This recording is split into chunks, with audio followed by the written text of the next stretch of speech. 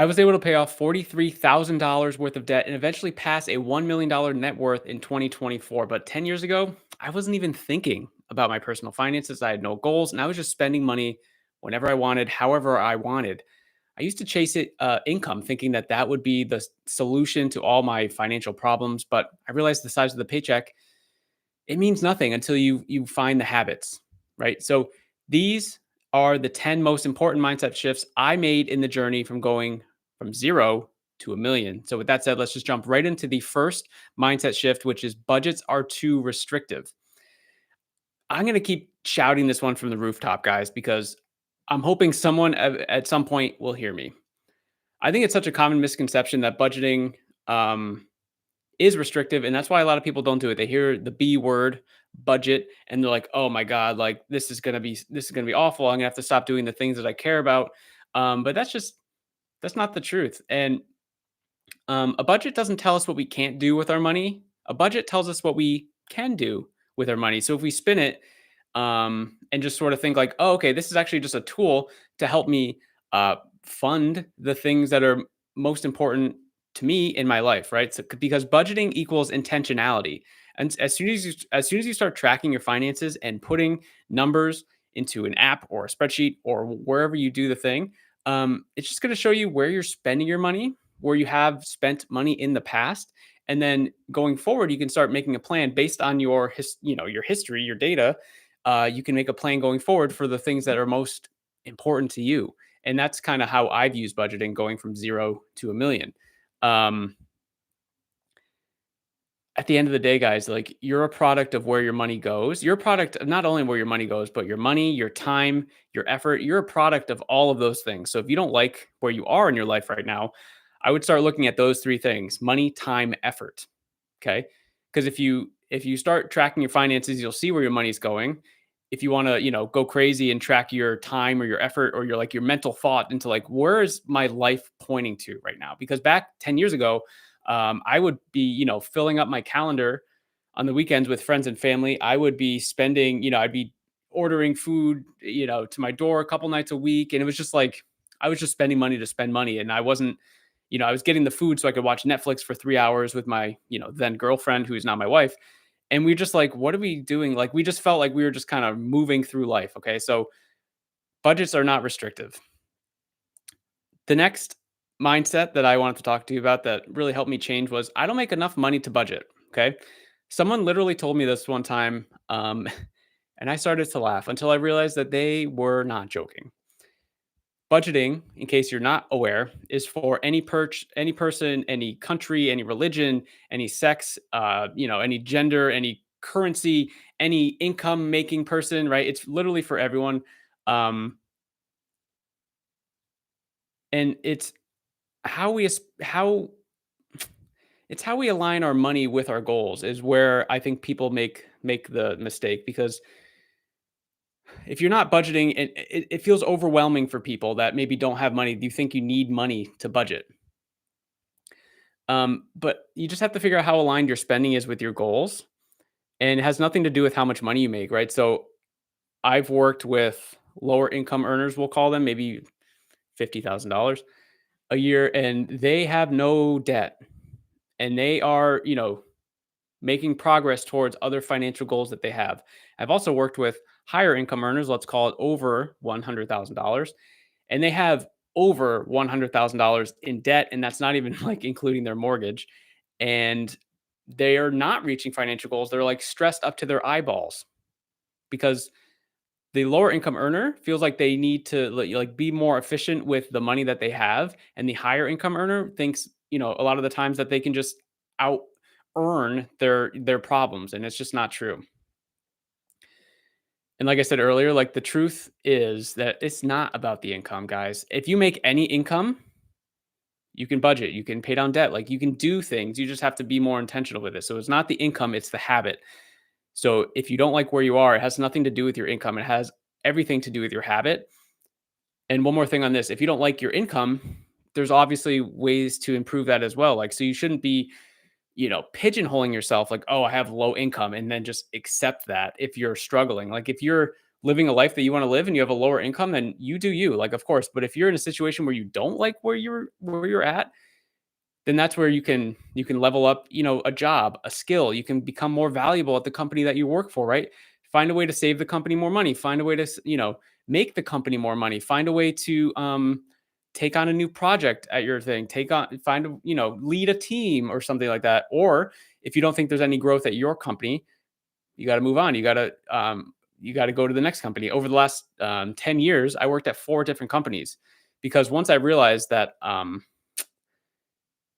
I wasn't going to wait around for that like 2 to 3% income, annual raise, right? So it's like if there's no growth path anymore, or what you promised isn't true, then I'm just going to move on. And I found that you could get a much higher raise going from job to job than inside the job. That's just a little something that I've found. The next money mindset that I have had that helped me go from zero to $1 million that changed was I don't have time to track my finances. Right now, this one is hilarious. Because last I checked, everyone has the same time in the day, right? We all have 24 hours. Yeah, different time zones, but it's the same 24 hours, right? Um, so if you don't like where you're standing with your finances, it means you're not putting enough time into it. Okay. Think about any skill that you have. Like when you first rode a bike as a kid, were you good? No, like you weren't. But if you enjoyed it and you kept doing it, like you got pretty good. You went, training wheels and then regular bike, and then you sucked at that for a bit, and then you got really good, right? And then it's like bike to, I don't know, maybe you did like a dirt bike, and then maybe you did a car. Like you keep learning new skills and like more higher value skills. And that's just kind of what this is. So when my wife and I were paying off our $43,000 of debt in 13 months, um, we had a little meeting in our in our living room on our couch on our laptop looking at this like stupid terrible spreadsheet that we had at the time, and basically just we spent 5 to 10 minutes every month at the beginning of the month going through all of our debts. It didn't take long, but we were putting time to it, and then throughout the month my wife and I were obviously communicating as things were popping up, like, oh hey, it's the end of the year, I got a small bonus, we're pushing it towards this specific debt, right? And it was just like communicating and knowing, both of us knowing that this was a huge priority for us, and we just had to get it done. So it didn't take like it didn't we weren't obsessive over it, we didn't spend our whole time doing it, but we still spent time into it. So um now with budgeting apps, it's so much easier to be on the go. You make a thing, you like buy something, you just like track it really quickly. It's like it's almost like second nature, it'll build. So if you say that you don't have time for it, I challenge you to like kind of really, really hone in on where you're spending your time. Um, it doesn't have to be that intense to start, like maybe 30-minute intervals, even hour intervals just to start, because it can be a little intense if you're tracking it like every 15 minutes. That's a lot. But doing that's going to actually help you with two things. One, it's going to give you an idea or show you what you're actually doing, right? So I see you, Netflix, right? We see you. Or once you start tracking your time, and I've done this in my life as well. I did it at one of my jobs specifically. Um, Once you actually start tracking your time, you're not going to want to look lazy to yourself. So you're not going to want to write like, oh, yep, dinner. Oh, yep, Netflix from 7 to 10 p.m. and then sleep. Like you're going to want to be like, oh, no, I didn't watch Netflix tonight. I fixed the door hinge. I was painting a room. I was, tracking my finances, right? You would do something more valuable with your time than you don't want to look lazy to yourself, right? So I would challenge you to kind of take a look at that. The next mindset that helped me go from zero to $1 million, the shift was I can't save money with my current expenses. Okay. And I've had this come up where it's like people that talk to me have a lot of expenses and they're like, I don't know what to do. I can't save money. So the first question I'd ask someone who says this is, what have you tried? Because again, I talk to a lot of people about their personal finances, and I don't want this to come off the wrong way, but like there's a lot of excuses almost where it's like, oh, this happened, this happened, this happened. So, you're putting control back on something else, someone else. And this is what I would actually recommend. Okay. If anyone thinks that So if you're out there and you think that your current expenses are not, you're not able to save or do a financial goal with your current expenses, do a process called the 3-month look back. Um, and basically what this is you're going back 3 months worth of your expenses. So yes, you're going to look at all your bank statements, your credit card statements, put them in. So I'm recording this in January 2025. So you would want December, November, October, those months. Break it out into expense categories. So your variable expenses, think like groceries, gas, utilities, etc. And we're going to get an average for those 3 months. And then you're actually going to see where your money has been going. And then what I want you to do is write down a list of the most important things in your life. So this could be financial goals, it could be life goals. But basically, you want to write a list. We'll call it 2 to 10 things, right? There's no, I would have more than one thing because you probably care about more than one thing. So, like for me, for example, um, I have a wife and 2 kids. My health would be on there, obviously, too. We have financial goals that would be on there. And yeah, so it would be like whatever the most important thing is. And then we already talked about time, but like look at where you're spending your money. So if you're like, oh, yeah, paying down debt is so important to me. It's got to be my, top 5, 10 most important things. And then you look where your money's going and it's like, oh, wow, I'm barely putting any money towards the debt payments. I'm just doing the minimums and it's taking way longer to pay it off. But um, what if I change where some of my money was going, like pull it from here because this thing over here, we'll call it like dining out. This wasn't on my most important list. So like I can probably pull a little from that, push it towards my debt. And it doesn't have to be um just a cut like not, you don't have to try to cut everything. If you're looking at your list and you're like, wow, health and fitness is so important to me. I only do my $20 a month gym membership, but it was one of my top 5 most important things, like staying healthy, going to the gym, being in shape. So it's like, okay, maybe I need to increase it to 40, 60, $80 a month and do more classes or take supplements, whatever. I don't know. But, like, it works both ways where, like, you look at the list and you look at your spending, you're like, "Oh, wow, this does not align at all." And if you've never done this before, it's not going to, and that's okay because the next month, guess what? We can make a change, right? We can alter it slightly.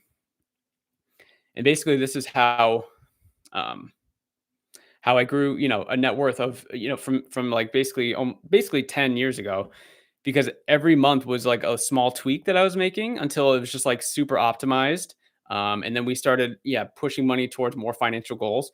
Every dollar that you put towards that financial goal, you're slowly, slowly, slowly pulling your future towards you. Every dollar. So um, think about it like you're like tugging. You're like, what's the tug of war thing? You're like grabbing this. You're trying to pull it. So think about it like that. Every dollar that goes towards a financial goal, you're pulling your future towards you. Okay. That's how I want you to think about that. And so that's what I would do with that. Down in the description of this video, I do have the budget template that goes over the 3-month look back. There's a full tutorial in there. Everything's free. So if you're interested, you can absolutely check that out. Um, Also, really quickly, I just want to show you my free looking for any sort of assistance, trying to build the foundation of your finances. You have maybe some debt, you don't know how to pay it off faster. I'd love to have you in here. The free tracking tools. So I have the link here as well on the school group, but it's also, again, down in the description. It's free. Um, Basically, all the methods and strategies that I used to pay off the $43,000 of debt in 13 months, and then also build the net worth. I don't have investing stuff in here. Just to be clear, this is just like building a foundation, budgeting, money management, helping people pay off their debt. Okay. And then accountability from a community of people that are just like you, right? Everyone in here, the whole point of this group, I'm trying to make it really specific so that all the same kind of people are in here, people who are trying to improve their finances, improve the life, pay down their debt faster. Because guess what, guys? Um, Debt is the least efficient thing that you can do with your money. You're it's you're building negative wealth when you go into debt. Okay, sometimes it's unavoidable, but a lot of times it's avoidable. And once you get rid of it, like once we paid off our debt, our financial goals were they were soaring. Okay, because we had all this extra money now that we were applying towards our debt. And guess where it went? Right, the next financial goal, the next most important financial goal. So here's the community really quickly. So it's like a social media and there's posts in here. So here's Steven from 12 minutes ago, introducing himself. So it's just a great way to introduce, to learn from other people that are on the same journey as you. And there's only a couple short videos in here of what you would need to do. So that's school.com/debt in the description of this video. Um, Free strategy calls, right? I'll see you in there soon. So the next money mindset shift that changed everything for me, one of them was if it's on sale, I'm saving money, right? A lot of people have this mindset. Hopefully you're not watching right now, but my mother-in-law has this mindset. Okay. She's the queen of this. It's like, oh, hey, if there's a thing where it's buy seven, get two free, like I'm definitely buying, I'm doing that because I'm getting two things for free. And then she's sitting there with 9 chairs. I don't know. But like people do that all the time. They like, and it's these companies actually, the companies, they're messing with our psychology, right? Because they know that everyone loves the deals, everyone loves the BOGOs, right? The buy one get ones, and they see, oh, yellow tag, reg tag, oh, sale price, oh, final price, let's go. But like that's how they make their money, is just like having you impulse buy something. So it's just something to think about. Like if you're being honest with yourself, if you weren't going to buy it at the full price, like you shouldn't buy it at the half price or the whatever. And this is a lesson that I learned. Also, like earlier on in my career, I took on this thought, which was really helpful for me. Like, let's say, for example, I was making $25 an hour. Okay. And there's this really cool, I don't know, we'll call them shoes, right? For $200. I would tie how much I made to the price of the thing that I wanted to get. And it's like, oh, wow, I would have to work for one full day to be able to buy these pairs of shoes. Like, are these shoes worth one day's worth of work? Like, I'm all about trading time for money, especially in the beginning of like your career. But if you put it in that framework, it's like, wow, I have to work a full day just to get a pair of shoes. Like, no, thank you. Right. And just to be clear, I'm not really that into shoes. That was the first thing I thought of. Um, but yeah, it's I talked about the North Star goals, right? So having your list of your 2 to 10 things.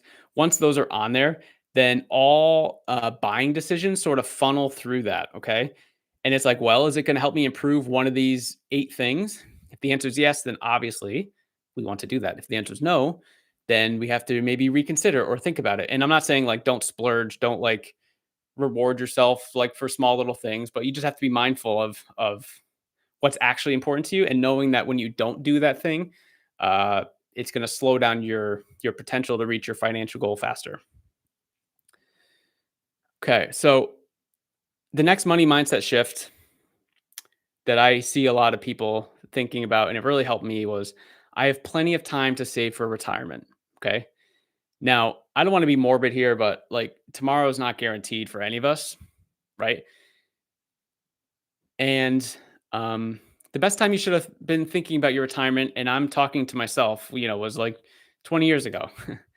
But the next best time is today. So if like you're not really getting into it, I would, educate yourself a little bit on how to do the thing. And again, I don't really talk about investing too much on this channel, but I think it's so important to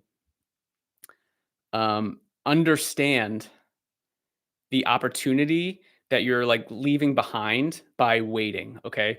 So I'm going to share my screen again.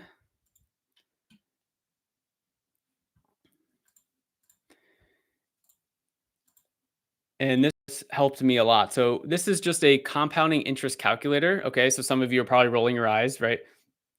Basically, this you're able to just play around with um, how much money will grow itself over a long enough period of time, right?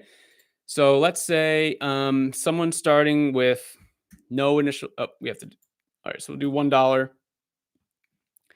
Let's say we have 3 people. Okay, one of them is 25, one's 35, and one is 45 years old. They all want to get to $1 million by the time they turn 65. Okay, so the 25-year-old, so we're going to have 20 years of growth. Sorry, 40 years of growth from 25 to 65. Estimated rate of return. So traditionally, the U.S. stock market on a long enough time horizon is 10 to 12%. Okay, so if we use that as sort of like a baseline, I like to be a little conservative, so I'll just do 8%. And then how much money would we need monthly to be able to make this happen? For the 25-year-old, it's $287 a month. Okay. So you're probably thinking, like, okay, not terrible, right? Now, if we talk about the 35-year-old, so they only would have 30 years of growth. And look what happens to this chart, by the way. It goes from $1 million to $400,000 just from time, right? So the 35-year-old will need to have $671 per month, putting towards, the investing or retirement financial goal that you have, to get to the $1 million. And then the 45-year-old, yeah, you guessed it, it's going to be even harder to do. Um, Oops, 20. I was like, that's not right. All right. So now this person, the 45-year-old, only has 20 years. And now this person has to save and invest $1,700 a month for 20 years to get to the $1 million. So the 25-year-old is like, you need to have 6 times less money. So it was like 200. Sorry, I'm just looking at my notes. $287 a month for the 25-year-old and $1,700 for the 45-year-old. So yes, you do have time, but you're also losing on opportunity cost by not doing it soon. Okay. So I needed to put this in there because this really helped me. Like, um, at my first job out of school, I signed up for the company's 401k. I didn't know much about it. And then all these paychecks kept coming out, and I would see, it was taking money out for this like 401k. And obviously I knew what it was, but like, I was like, I should probably educate myself a little more on this like investing stuff. And then you just kind of, you deep dive and you start snowballing, and that's kind of what happens. So I just want you to be aware of those situations. Okay. The next money mindset shift that helped me go from zero to $1 million is I don't need a plan. I'm doing fine without one. So if you're watching this video, I'm hoping that you're watching this because you're trying to make a change. And I'm recording this in 2025. So you're trying to make a change in 2025 or whatever year you are watching this. And too many people think that they're just, yeah, they're fine. Everything's fine. Um, this one's tougher because you have to be really honest with yourself and like define what fine is, right? And you also have to see like, okay, am I on track to reach that financial goal? Am I, if you haven't reached if you haven't, not that if you haven't reached them, but if you don't have like a clear path of what your financial goals are, how you're going to reach them and when you're going to reach them, then I think you need to, the whole motto of this video basically is like, you have to be more intentional with your time, your money, your effort, and even your sacrifices. All have to be more aligned with this goal. And I have a story. Like, I was talking to someone about his personal finances, and he told me he reached all his financial goals. I was like, wow. I was reaching out to him to see if I could help him, and I was like, maybe he should be helping me. Like, if he's reached all of his financial goals, I was like, wow. So I was like digging a little deeper. I was like, oh wow, what are your goals? But then he talks and he's like, oh yeah, I have over $50,000 in debt. I don't really have much saved for my like retirement. And I was like, wow, you are full of it. Like, you're lying. Well, to me, not that I really care. We were pretty much strangers at that point, but I was like, you're lying to yourself. Like, you think you're this like amazing personal finance person and you have, $50,000 in debt and you have nothing else going on. A financial goal is not to, it's not to stay in tens of thousands of dollars of debt. Okay. It's to like, again, we're getting out of debt so that we can reach the more efficient financial goal. Okay. So this person was really stubborn and he was just believing his truth that he was fine, that $50,000 in debt is fine and normal. And so, the best to him, the best to him. It's just about how you frame your situation. And I'm hoping that you frame your situation as, a little more, I don't want to say desperate, but like you're more motivated to get things going, right? Get the train on the track. The next money mindset shift that really helped me was I'll start saving later when I earn more. And this one's just wrong on so many levels. First, saving money is it's a habit. It's not a financial milestone.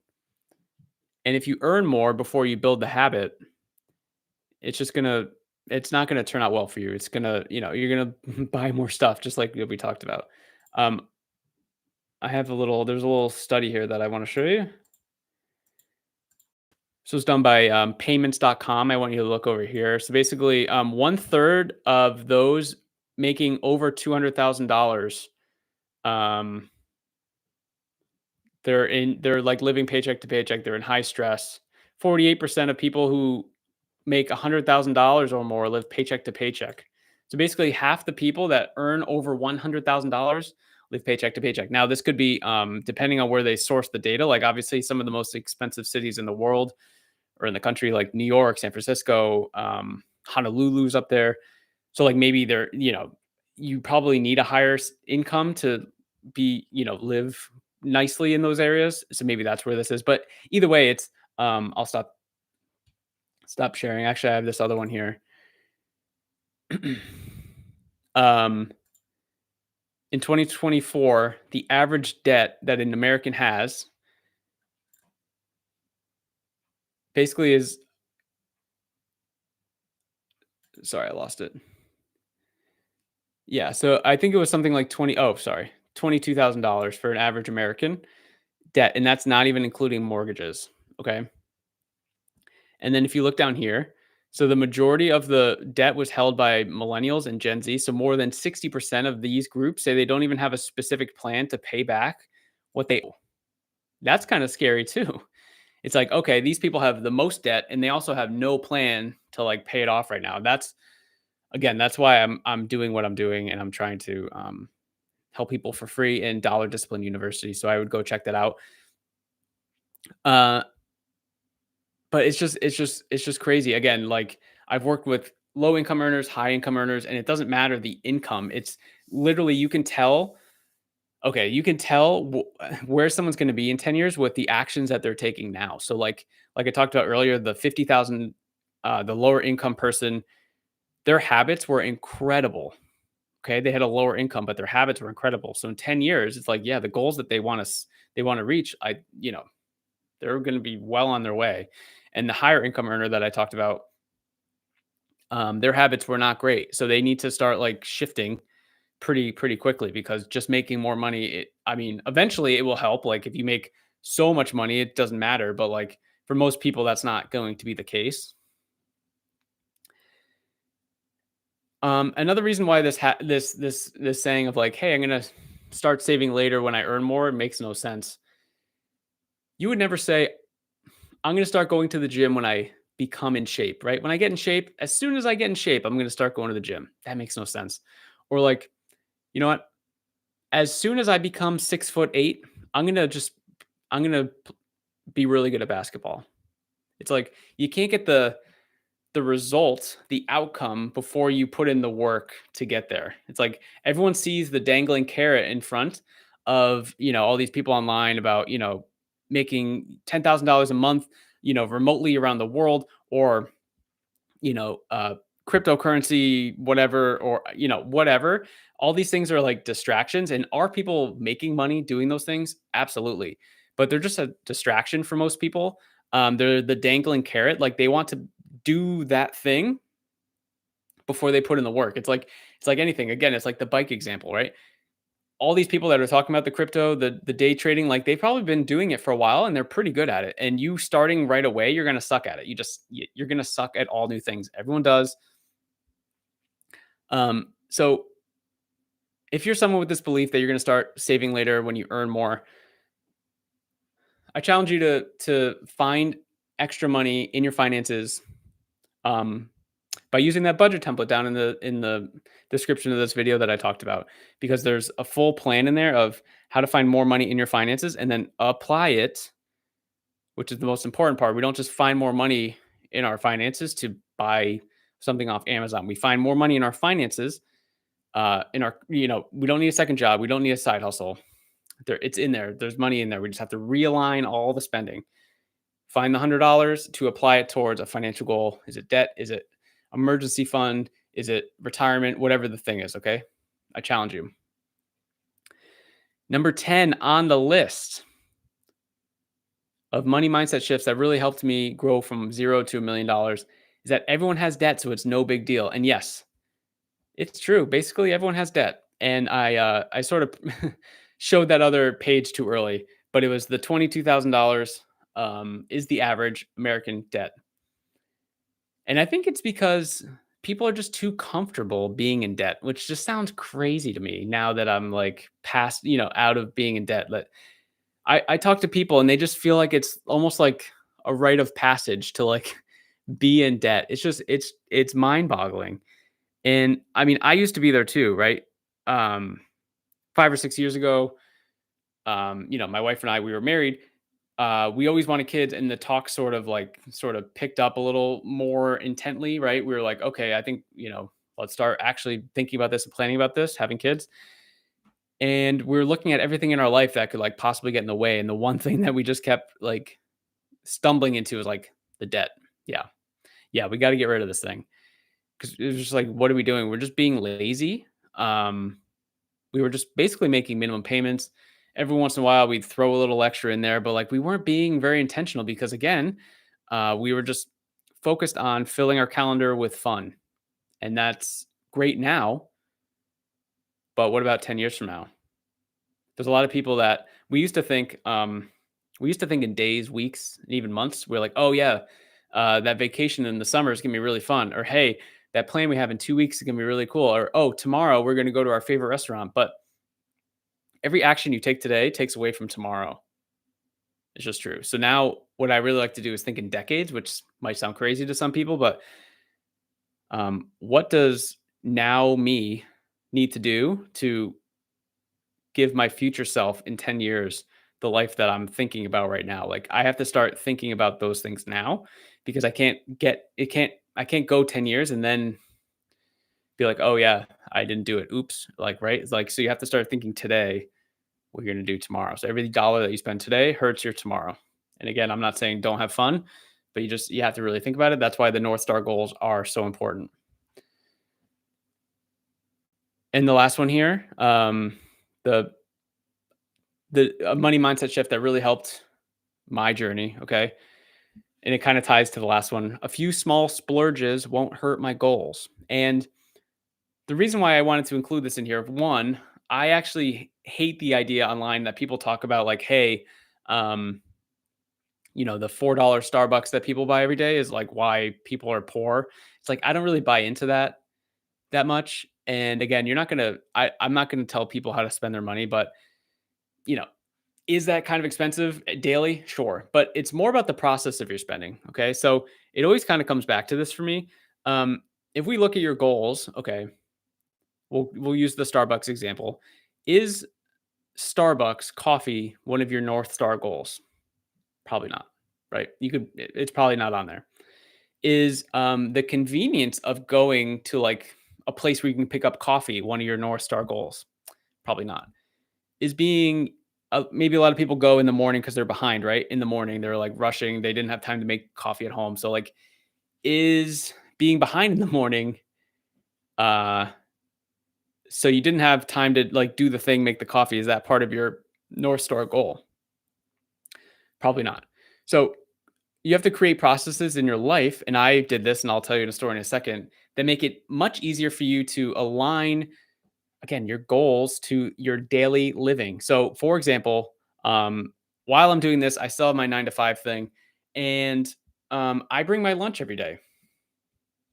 I don't necessarily need to financially, but I do it for 2 reasons. One, it does save money, which is cool. It's like right now, right now we've got 2 kids in daycare, and it's a lot of money every month. It's taking up a pretty nice portion of our income. So it's like, yeah, any 15, $10. It's like it adds up. So I'm doing that right now. And um, also, I'm doing it because for the health aspect too, because one of my North Star goals is being healthy for me and my family. So if I didn't bring my lunch, I would be ordering at like my hungriest time of the day, right? I would start thinking about it like 11, like, ooh, what am I going to order for lunch today? Where am I going to go? And I'm going to be my hungriest. So I'm going to buy like this outrageous thing. So for me, like my soft places, Philly cheesesteaks, come on, you can't, you got to love those. But if I got a Philly cheesesteak like multiple times a week, like what would like that sounds great today, but like me in 10 years is gonna fucking hate me for that, right? So it's like I'm bringing my lunch to save, whatever, a few bucks a month to help just right now with it's a lot. a lot going on with the daycare stuff. If you're a parent, let me know. Smash the like button if you're a parent. Um, but it's also just the being healthy thing. Like I want to stick to a plan. So I bring a boring salad every day. And I like kind of portion it because it's like I don't want to eat too much. Again, I want to be healthy. And so I bring the thing that I know I'm never gonna eat or order when I'm like, going out to lunch, right? So it's just putting in the framework of being successful. So it's like if you have a problem, I don't know, waking up in the morning, it's like how can you set up a framework that guarantees that you wake up? Like, well, what if your phone is on if your alarm's on your phone, what if you like put it across the room? Like do that old trick. And it's like the only way to turn it off is you literally have to walk up and go get it. And then it's like, well, crap, I'm standing. I might as well go pee and then I'll go like start my day. Right.